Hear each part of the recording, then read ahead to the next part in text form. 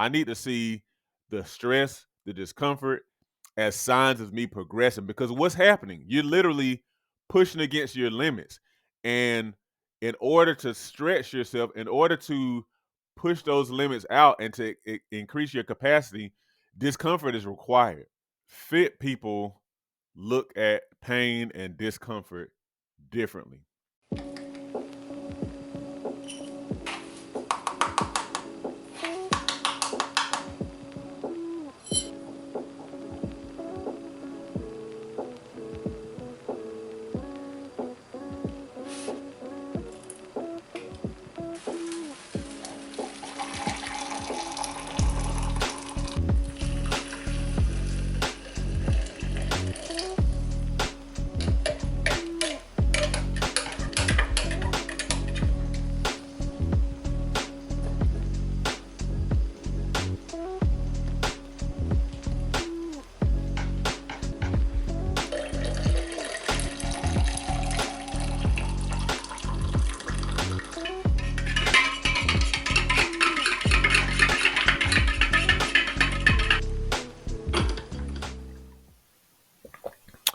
Good morning. What's going on, y'all?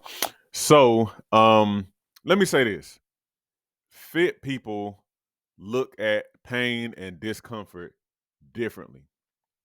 If you are a person who, whenever you think about getting in shape, getting active and all that, whenever you think about it, it's very daunting to you. Perhaps it's like a big put off for you, like to think about you sweating and feeling uncomfortable and feeling that pain and all that kind of stuff.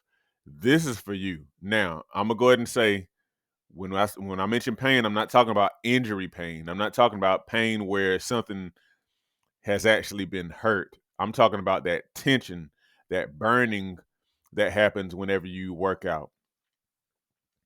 So, I'm telling you, people who are in shape, people who are like athletes, or even not just, I won't even just say athletes, but people who are very active, they look at pain differently than you do. They do. And I can tell you, I'm a witness. So I've been exercising for a long time since I was a kid. When my dad would take me and my brothers for runs, and then we would go do sit ups and stuff like that.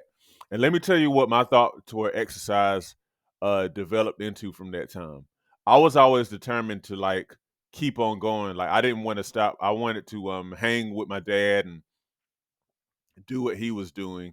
And I was determined to not give up. Now, trust me, those runs were difficult. It was very uncomfortable to kind of keep on going. And we only ran about a mile or so. But those runs were uncomfortable. But I got a certain kind of feeling from finishing. And I found something on the inside of me to keep me from giving up. And that's something that carried on over through my childhood up until now. And it's still the same way. Don't get me wrong. I've had moments like where, like, for example, when I was running track in high school or different things like similar that were kind of really pushing me past my boundaries, I was kind of like, getting pretty discouraged then. But for the most part, like when I get sore after working out or whatever, I actually get excited about that. Now, let me be honest and transparent. Whenever I would hear somebody um kind of like give up or get discouraged after a little bit of, tiredness or whatever, I didn't really understand that for a bit until, and hear me, until I thought about an area of my life where discomfort has been very daunting for me. And I'll say that is entrepreneurship. Now, indulge me for a bit because I know this is not an entrepreneurship channel. But if you listen to me, you'll understand what I'm talking about. So I've been a full-time entrepreneur for the past 2 going on 3 years. And the process of creating a business to replace my 9 to 5 income to be sustainable has been something else. It's something that I had never done before.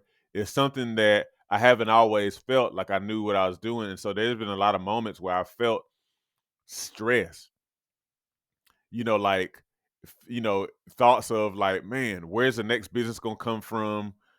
Can I do this? What do I do next? How do I get people to see the value of what I'm offering? And thoughts of like maybe it would be easier if I just go back to a 9 to 5, and all these kind of things. But now I understand that this is probably similar to how some people feel about exercise.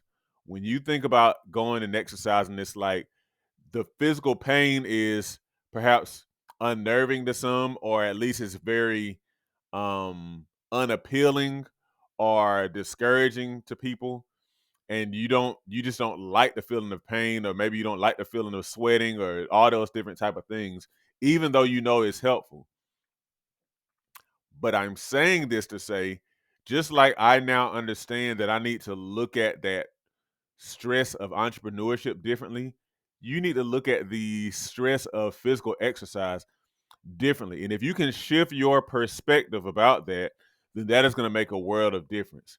When you feel soreness, for example, if you work your triceps and then you wake up the next day and those triceps are really, really sore, that is that's a time for you to rejoice. Why?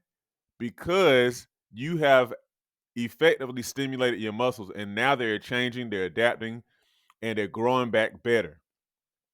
Now, it might seem outlandish, but I promise you that's the way I feel whenever I work out. Like, I don't get discouraged at all whenever I get sore. I actually get excited. I genuinely do, and I guarantee you that's how athletes and people who are very active feel as well, because they've learned to see that as a sign of progress.